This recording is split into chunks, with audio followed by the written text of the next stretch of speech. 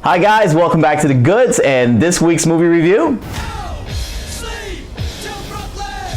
Teenage Mutant Ninja Turtles, Out of the Shadows. Now, if you're a Teenage Mutant Ninja Turtles fan from the 90s, from the cartoon show, when you saw the trailers of this film, you were super excited about seeing it. And I'm a fan of that 90s cartoon show, so that's all I wanted to do was hurry up and get to this day to watch this film. So I can't wait to tell you guys what I thought about this film. Now, it's going to take place 2 years, because it's been about 2 years since the original film had come out, and it's going to have basically the whole cast return. Minus Shredder, because he got recast in this one. So Brian T is going to take the role of the new Shredder, but we're going to get Megan Fox back as Hot April O'Neil. We're also going to get Will Arnett back as Vern. But we're also going to get fan favorites like Casey Jones being played by Stephen Amell. So all you Arrow fans out there who were like overjoyed, backflipping when he got cast to be Casey Jones, this is for you.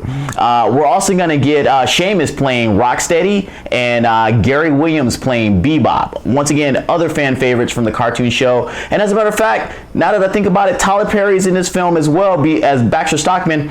The only character I can think of from the show that they didn't add in was like Yosagi Yojimbo, the little rabbit samurai guy. So maybe he's gonna be in 3, possibly. We'll see when we get to that. All right. So as I do in all these reviews, we talk about the plot first before we move on to anything else. Now, this is a Teenage Mutant Ninja Turtle film. It's based on a 90s cartoon and a comic book, but we're all fans of the show, so that's what this thing is based on. And it has a cartoon plot. Basically, the Turtles are once again going up against Shredder. This time, he gets help. He's gonna get help from who? Krang. Krang, don't know why, but he gets help from Krang to take over the world. Which made me pause when that plot was thrown up to me, that from the first film, he just wanted to get money. This film, he wants to take over the world. That's a huge leap when the first plan didn't work out. But hey, I'm with it. I'm a fan of the Turtles. I'm gonna go with it. So I roll with that plot. That's the plot of this film. So as always we do in these reviews, we talk about the goods and the bad. So we first start off with the goods, and the goods of this film. This film does a lot of fan service. So if you grew up watching a 90s TV show, it gave you everything it could think about from the 90s TV show. I always just talked about everybody was there but Yosagi Yojimbo, but they really kind of kept them really close to the characters themselves. Bebop and Rocksteady were kind of like goofy, slackers, dumb henchmen. That's what they were in this film. Baxter Stockman was kind of like a fumbling, mad scientist. That's what Tyler Perry was in this film. The only one that I think that they maybe didn't quite nail on the mark was Casey Jones with Stephen Amell, but you could tell they were trying to do something different. Other things that I like about this movie is that it had a lot of action scenes in it, a lot of great action scenes from it. I'm only going to go over the ones that you saw in the original trailers. So like the skydiving scene, that was so much fun to watch that one on screen. The turtle van on the highway, that was pretty cool, as well as the little river rapids with the tank and the water shooting as they're jumping. That scene was really cool as well too. So those was another great thing that was a real big positive to this film. Other thing that I like about this movie is that the interactions of the Turtles. In the original film, a lot of the criticisms they got were that April O'Neil's the character April O'Neil and Vern kind of took over most of the film, and we didn't get to see a lot of the Turtles. And when we did, those were the best parts of the movie. Well, they listened and they gave you a lot of the Turtles in this film, and their interactions together were spot on. I mean, you got to see the leadership thing that Leonardo has to go through, trying to keep everybody in line. Raphael kind of bucking the system, why should we follow you? Michelangelo being goofy. I would say Michelangelo really stole the show in this particular film. He had all the funny lines. He was a scene stealer in everything that he was on. Donatello being the tech, blah, blah, blah.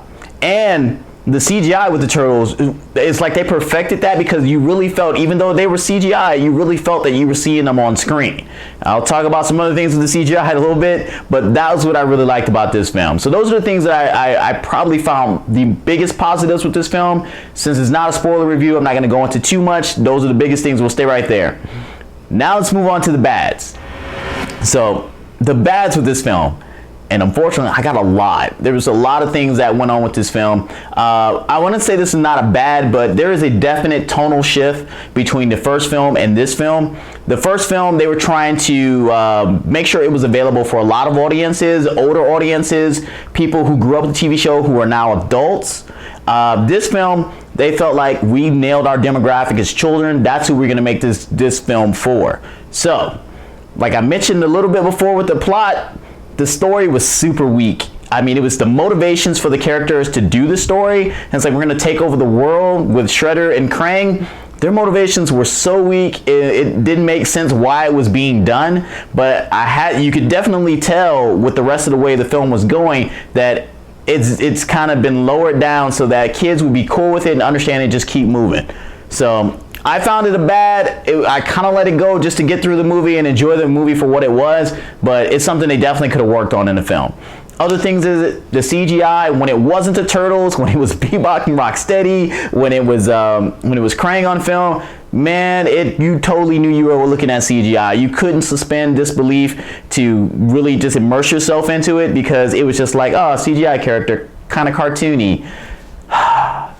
But with the Turtles, when they were by themselves, they looked really amazing. So I don't know if they got two different teams to work on it, two different companies. And the credits, it said Industrial Light and Magic from Lucasfilms. I would be disappointed as a Star Wars fan and as somebody who worked at Lucasfilms to say that was the work that did it. So I hope there was a third party that came in to do Rocksteady and Bebop and Krang because they didn't look up to snuff. Other thing that I had a problem with is Casey Jones. I mentioned it before when I was talking about how they, fan service with the characters, but they tried to do something different with Stephen Amell. They changed the backstory, which I knew they were going to do because we didn't get long hair Casey Jones. So I knew he was going to be a little bit different, but he was no longer a vigilante. He's a corrections officer, which I guess I can swing with for the movie's sake. But Stephen Amell being Casey Jones, it did not fit. And, I like him as Arrow, but it didn't fit as Casey Jones. Even to the point is that I think he didn't take the movie seriously.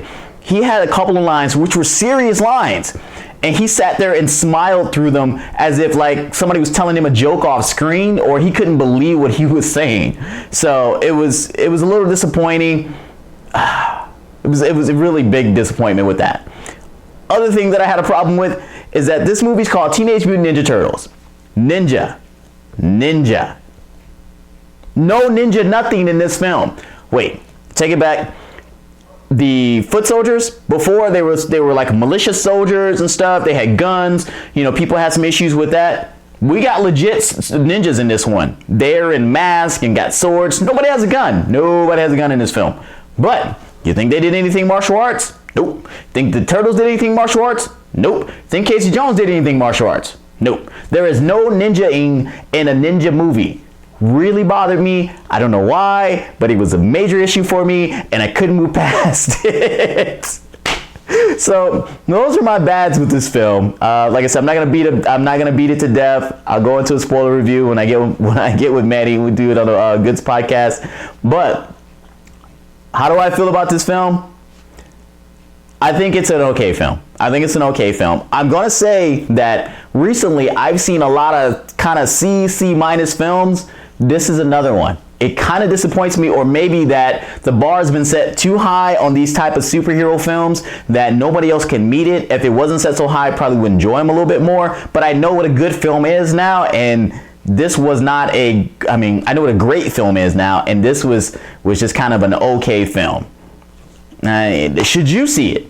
Yeah, if you're a fan of the 90s TV show, if you're a Ninja Turtle fan, if you grew up in that era, go see it. If you like the first one, go see it.